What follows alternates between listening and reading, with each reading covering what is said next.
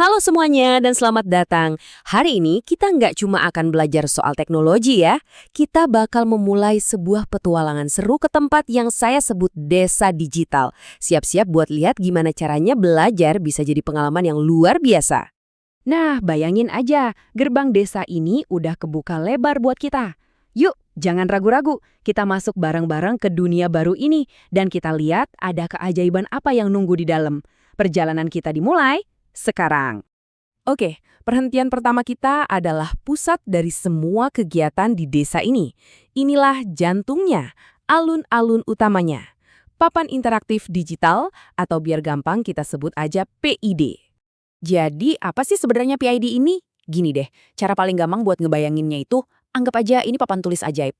Ini adalah layar sentuh raksasa yang bisa bikin pelajaran jadi hidup. Ada videonya, ada suaranya, ada gambarnya. Jadi ini bukan sekedar papan biasa, tapi sebuah jendela interaktif ke dunia pengetahuan. Tapi, apa sih tujuan utamanya? PID ini dirancang bukan cuma buat nampilin informasi loh.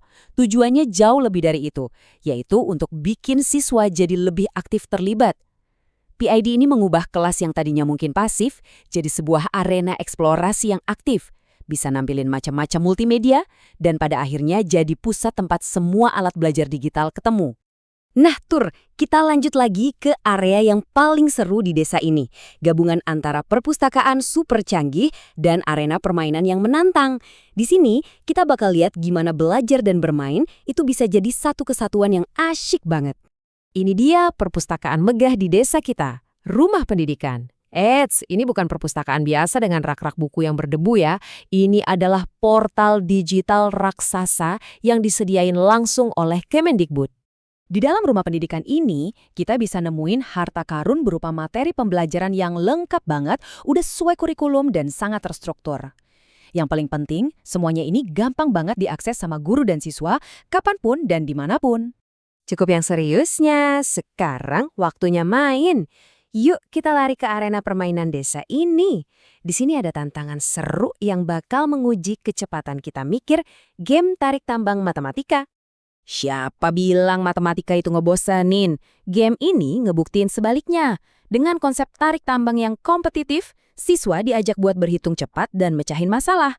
Wah, ini cara yang jenius banget buat ngelatih otak sambil seneng-seneng. Oke, pegangan yang erat ya. Petualangan kita bakal masuk ke level berikutnya. Kita akan ngunjungin bengkel-bengkel kreatif dan bahkan portal menuju dunia virtual. Di sini, imajinasi adalah satu-satunya batasan. Coba lihat ini, apa yang lagi terjadi. Kita seakan-akan masuk ke dunia yang benar-benar beda. Selamat datang di Edu Assembler, tempat di mana realitas dan dunia digital itu bertemu. Edu Assembler ini pakai kekuatan teknologi augmented reality yang nambahin lapisan digital ke dunia nyata. Dan virtual reality yang benar-benar bawa kita masuk sepenuhnya ke dunia digital. Coba bayangin, kita bisa bedah katak virtual tanpa nyakitin hewannya atau jalan-jalan di permukaan Mars langsung dari ruang kelas. Dengan teknologi ini, pengalaman belajar jadi nyata dan dalam banget. Dari dunia virtual, kita pindah ke ruang kerja bareng. Nah, inilah Wayground, sebuah platform di mana para guru bisa jadi arsitek pembelajaran dan para siswa jadi kolaborator yang aktif.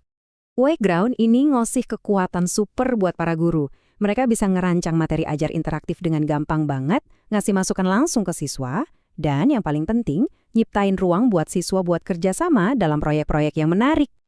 Tentu aja, desa digital ini nggak ngelupain para penduduk termudanya.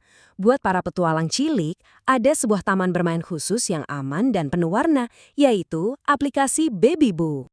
Di dalam Babyboo, anak-anak bisa menjelajahi buku cerita yang seolah-olah hidup, main game-game yang mendidik, dan semuanya dirancang dengan tampilan yang sangat menarik dan pastinya aman.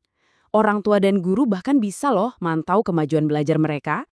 Kita udah ngunjungin perpustakaan, arena permainan, bahkan dunia virtual. Mungkin kalian bertanya-tanya, gimana caranya semua tempat luar biasa ini bisa ada di dalam satu desa? Nah sekarang, saya akan tunjukin rahasia terbesarnya. Ini dia jantung dari desa digital kita. PID yang kita lihat di awal tadi ternyata bukan sebuah bangunan yang berdiri sendiri. Ia adalah pusatnya, hubnya, atau terminal utama yang nyambungin semua area yang udah kita kunjungin. Jadi, ini dia poin kuncinya.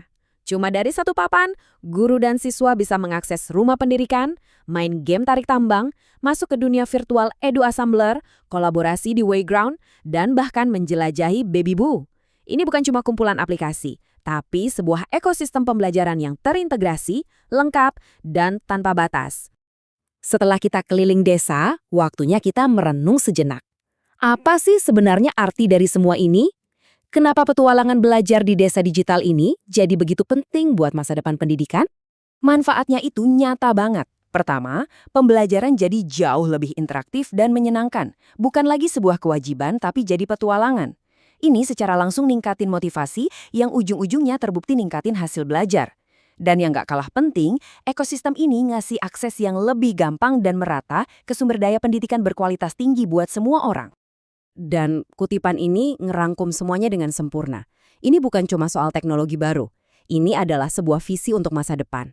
PID adalah alat yang dirancang untuk membuka potensi terbaik dari setiap guru dan siswa di era digital ini. Tur kita di desa digital mungkin berakhir di sini, tapi petualangan Anda justru baru akan dimulai. Pertanyaannya sekarang bukan lagi apa itu mungkin, melainkan kapan kita mau memulainya. Terima kasih sudah menemani perjalanan ini.